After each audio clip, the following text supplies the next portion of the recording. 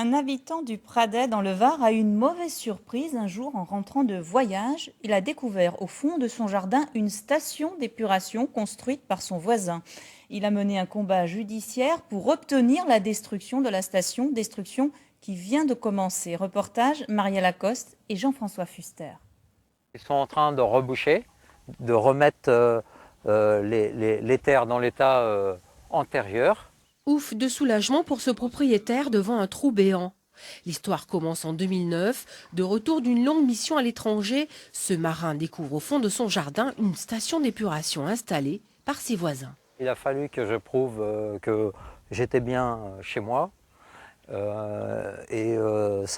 a demandé donc un peu plus de 6 ans de procédure avec une somme d'environ 20 000 €.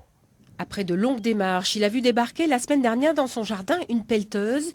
Il a gagné son procès en appel et son terrain doit être remis en état.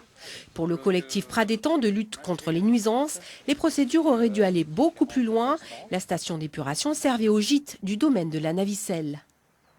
Toutes les constructions sont illégales, l'essentiel des constructions en tout cas. Et la DTTM est venue, a fait un PV, a reconnu que ces constructions étaient illégales. Donc le PV a été envoyé au procureur de la République et ce monsieur a estimé qu'il y avait la prescription des 3 ans, c'est-à-dire qu'elles étaient antérieures aux 3 ans de la plainte, donc il a classé l'affaire sans suite. Classé sans suite, malgré des travaux réalisés sans autorisation sur un terrain non constructible, si c'est possible, avec même vue sur mer.